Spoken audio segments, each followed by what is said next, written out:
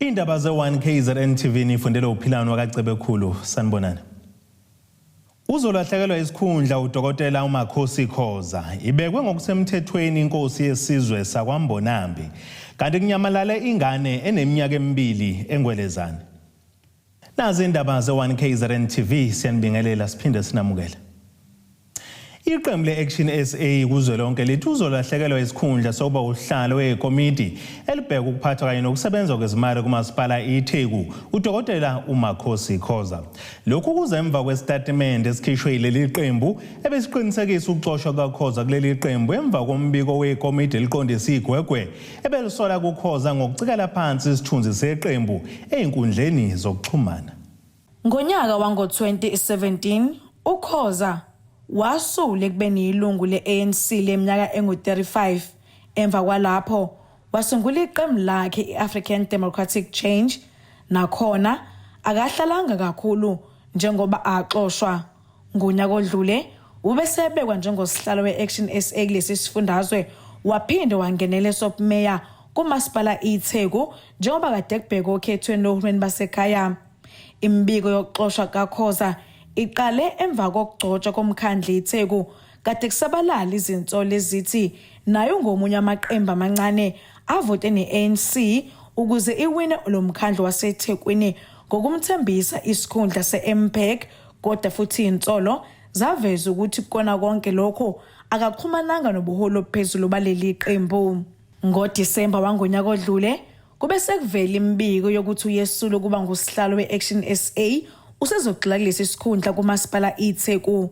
Okhulumela leli qembu kuzwelonke uthi ukuxoshwa kwakhe kusuka ekutheni waphika kwabezindaba ukuthi uyena uthatha isinqumo sokusula kwisikhundla sokuba usihlalo. Dr. Khoza wakhuluma nemedia ukuthi yena beyangazi ukuthi umsebenzi wakhe njenge-KZN chairperson uke washintsha, and so she was not aware of that. But then we were able to release a copy ya resignation yakhe ukuthi uye othe ufuna ukufocusa on being i-chairperson ye-MPEC.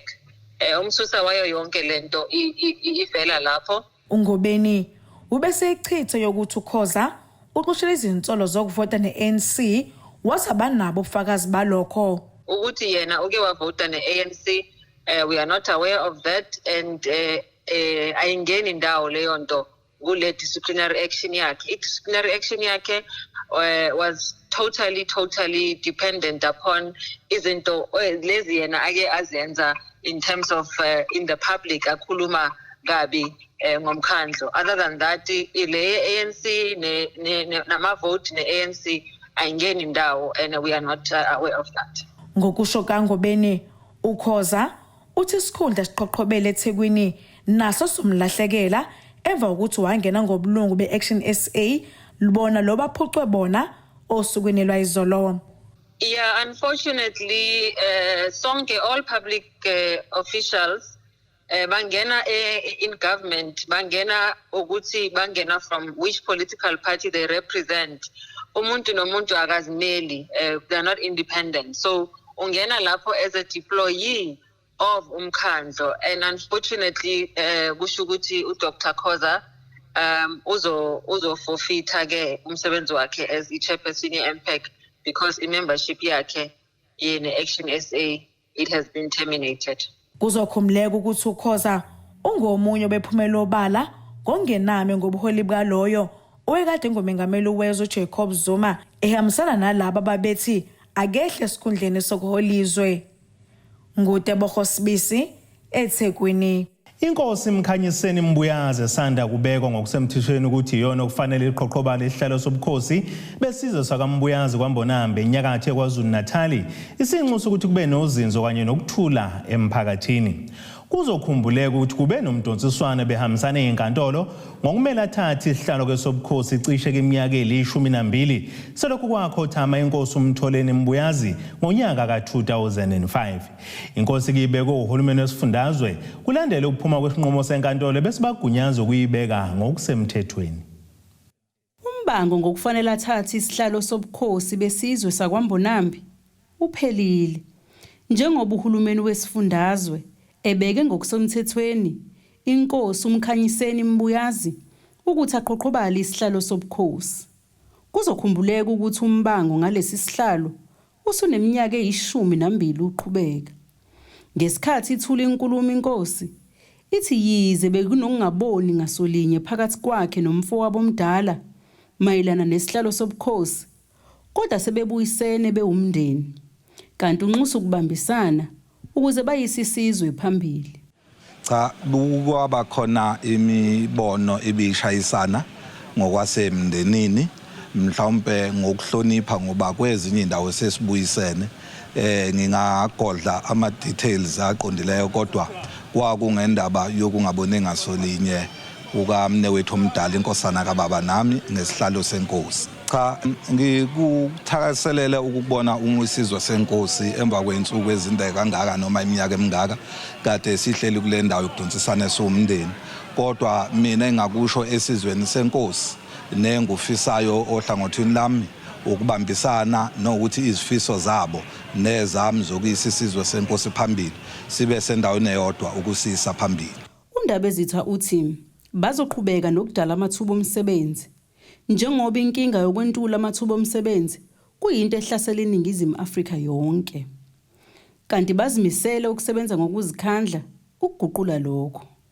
Ngicabanga ukuthi into engasisa phambili ukubuyela emuva kwi-drawing board sibuke izinto ezazingama project ezazizimile nanokulwa nezifo esinazo phakathi kwe-South Africa yonkana esibhekene nayo. Kodwa noma emaningi nangokwesikhathi into engicabanga kungeyiso isizwe senkosi yakwaMbonambi into ekhona i-South Africa yonke akusemathubeni omsebenzi nokuzisebenza okuyiyona into eyinqinamba kakhulu esizweni senkosi nasentsheni ekhona. UNdunankulu wesifundazwe eKwaZulu-Natal uSihle Zikalala ubese enxusa uzinzo kanye nokubambisana ukuze umsebenzi wesizwe uqhubeke uye phambili. Awukho umuzi ongenakho ukukhuluma kwawo. Uma sekudluliwe ekukhulumeni masibuyisane sonke. Silethe ukuthula ngoba ungazwani nokungabikho kozinzo ebukhosini bukhanda inxushunxushu nyaba vela ngaphandle abafuna ukwenza into eyidunga isizwe kube lula ukuthi kube khona ukuthula, kube khona ukubuyisana, kube khona ukubambisana. Le ndawo esikuyo indawo ebaluleke kakhulu, hayi nje kunina babuyazi kodwa eSouth Africa. Ezindabeni ze1 KZNTV kubikuza Mando Sicele eKwaMbonambi.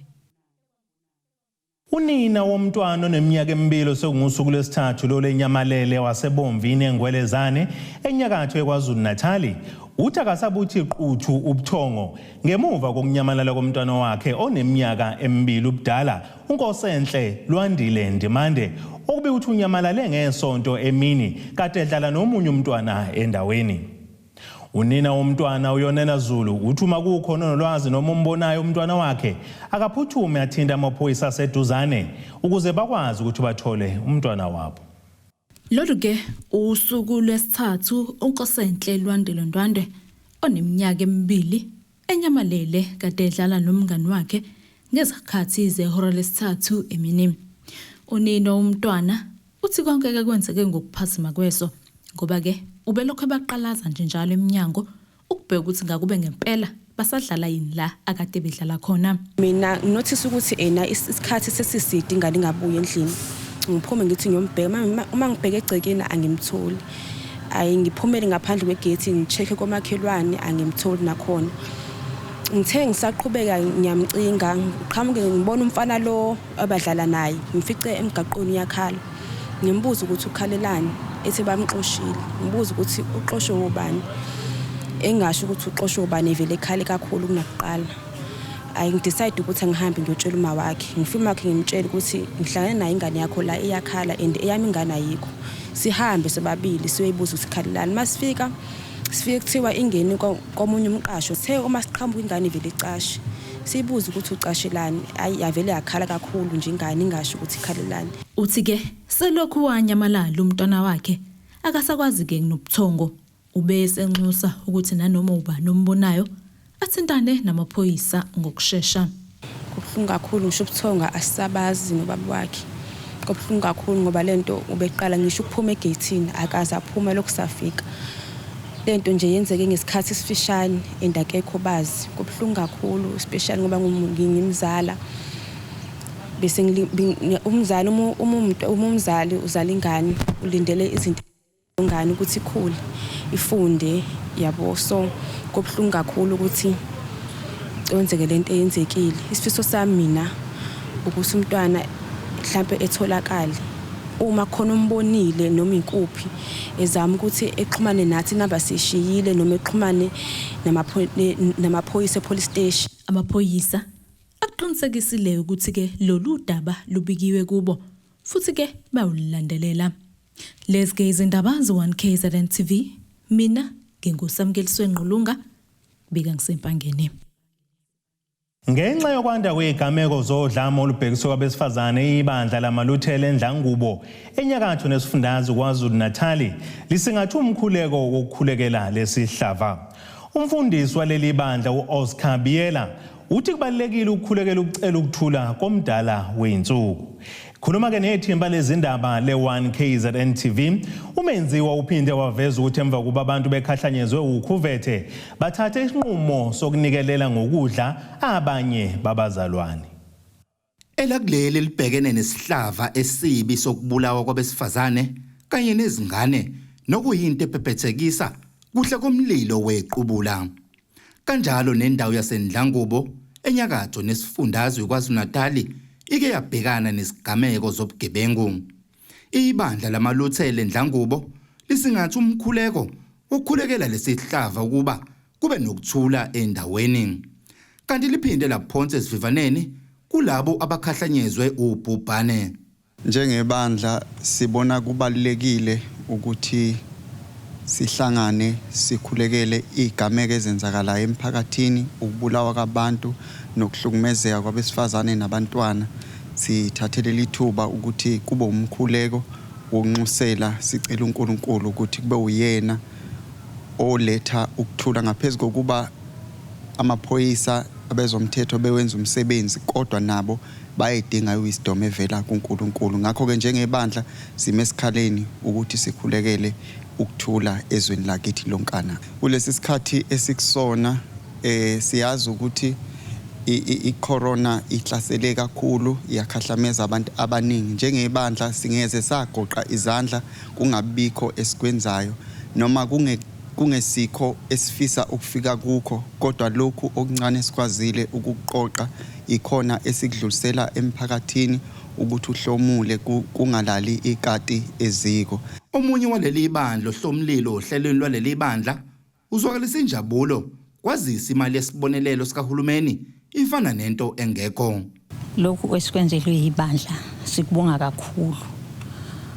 Sikwenzele ibandla ngoba siyabona ukuthi kuyibandla elincane kodwa likwazile ukusenzela ukuthi siwogogo uba nathi size sithole udlanyane emakhaya. Ngoba phela isikhathini samanje na akulula ukuthi sibe nakho. Base lisibona ke bandla ukuthi nambo gogo ake siphaphe.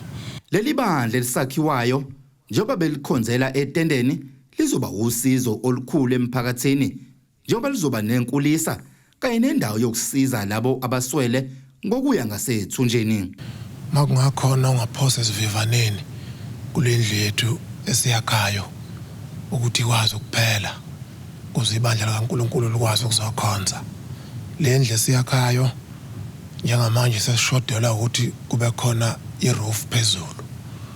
Ukuphela kwalendlu ziningi inhlelo esifisa zenzeka ngoba sifisa lapho ukuthi kube khona iproject yogogo abazothunga, kube khona iproject ye-crash, kube khona iproject ka-HIV la khona izingane ezothatha ukudla enhlwempu bese zihamba ziye esikoleni.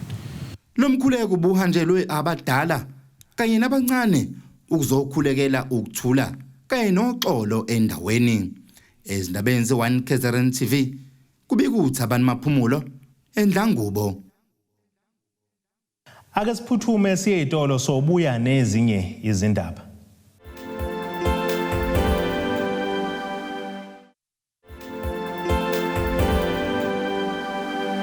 Nisabukele indaba ze-1 KZNTV. Asiphinde sinamukele.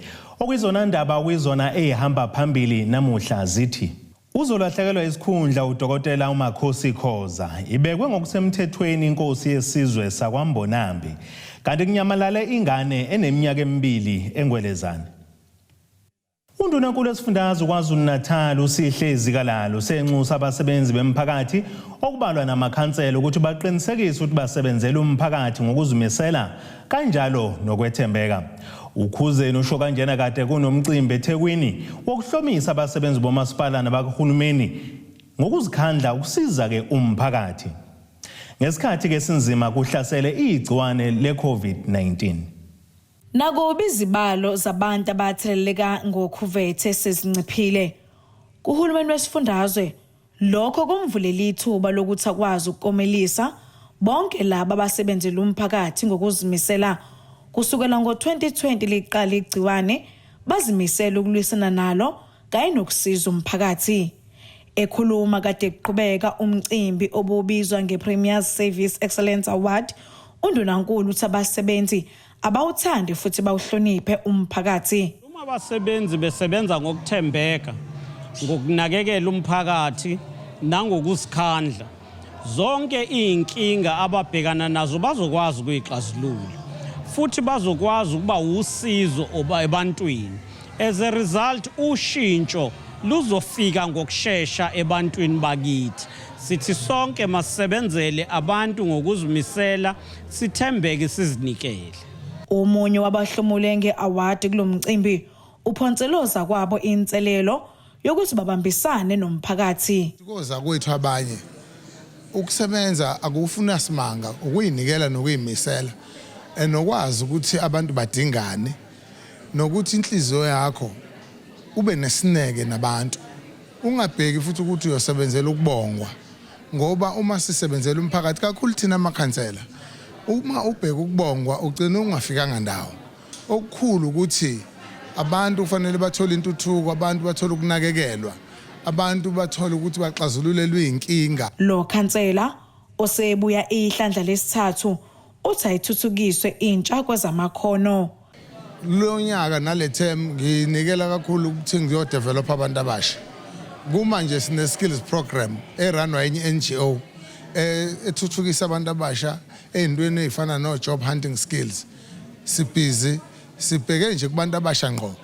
Le term uma sisuka nje la njoba sikulomfutho sithi abantu abasha siyobasukumisa, sifuna bathole amakhono, bakha ama cooperative, bazame ukuyisukumisa bakha ama business ngoba indlala yemisebenzi ibhokile. Lo mcimbi ubuhanjelwe isiphathimandla komasipala kanye nakweminyanga kahulumeni eyahlukene.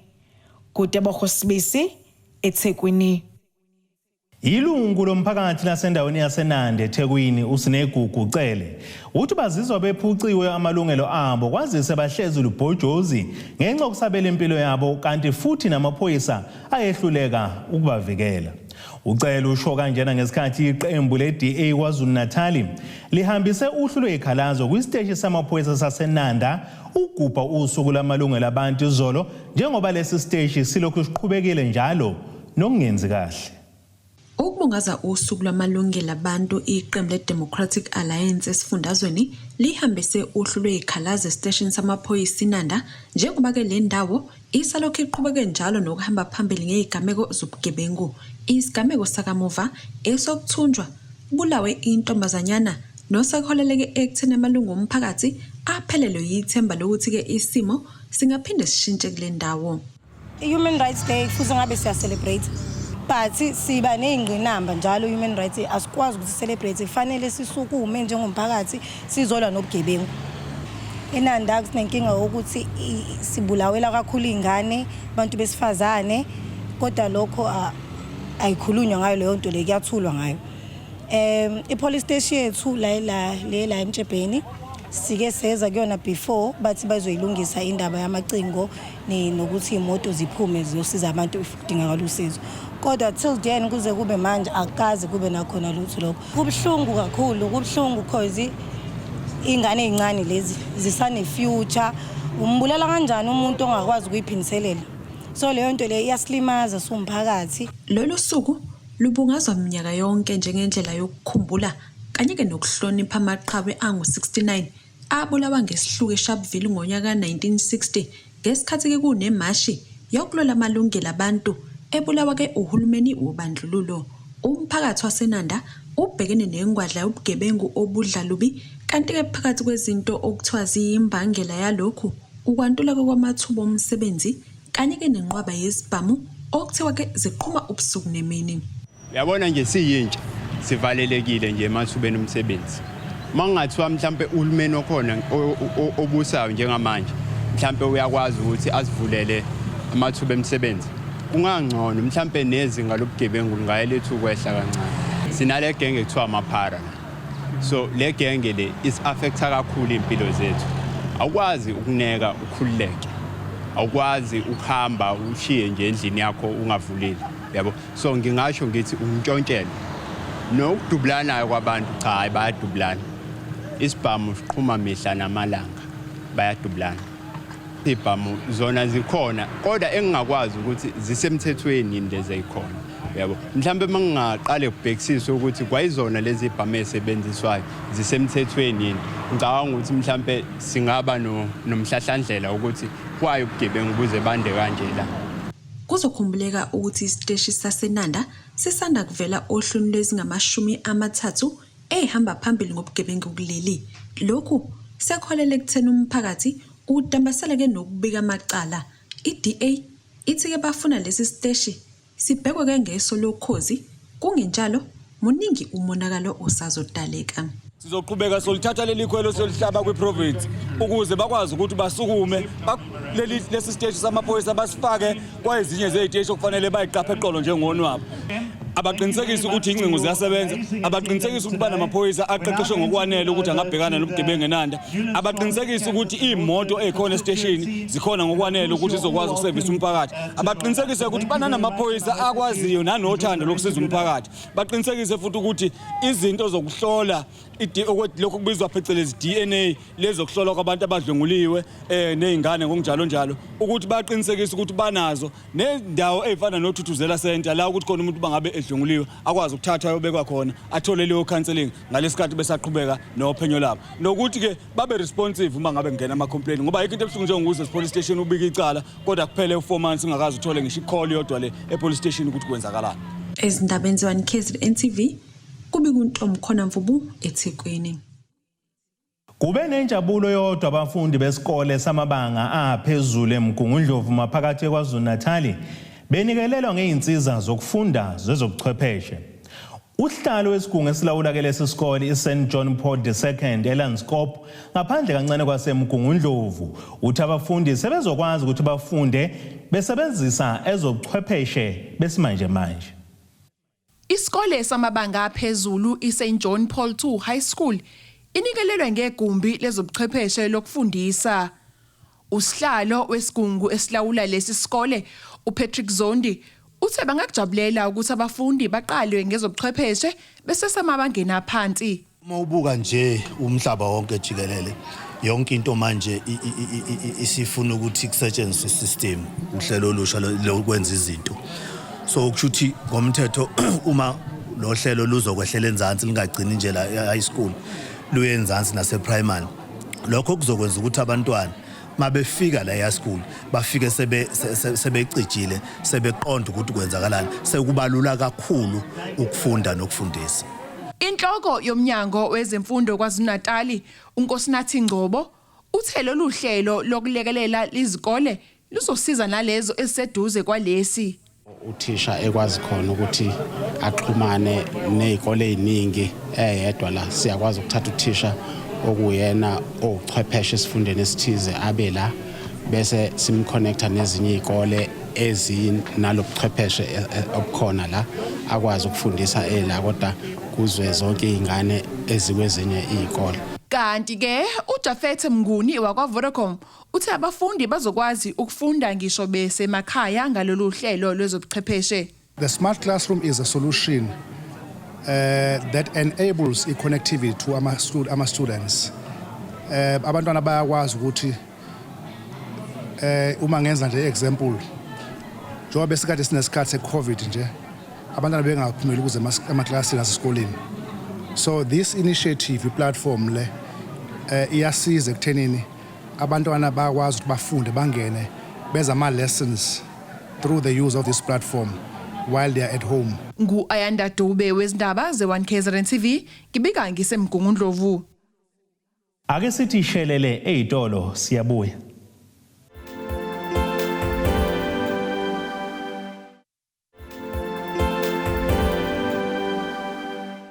Asiphinde sinamukele nisabukele indaba ze-1 KZNTV. Okuyizona ndaba zethu ehamba phambili zithi Uzolahlekelwa Yisikhundla uDokotela Umakhosi Khoza ibekwe ngokusemthethweni inkosi yesizwe sakwaMbonambi kanti kunyamalale ingane eneminyaka emibili Engwelezane. Ake sibheke engosini yezomnotho.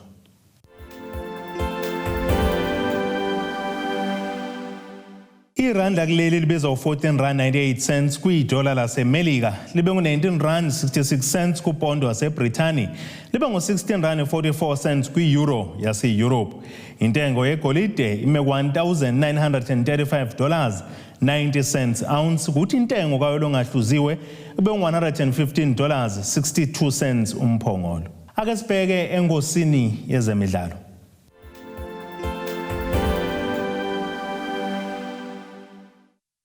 Umqeqeshi weqembu lesizwe lakuleli Bafana Bafana uHugo Bros uzwakalisa ukukhathazeka kwakhe ngokuhoxa komgadli waleli qembu uPhesi Tawu ngemuva kokulimala ngaphambi kwemidlalo leli qembu yesihle emibili ongoweGuinea ngolwesihlanu kanjalo noweFrance ngolwesibili. uBros isikhala ke salomdlalo usivale ngomgadli weRoyal AM uVictor Letswalo. Ake sibheke nasi isimo sezulu sakusasa.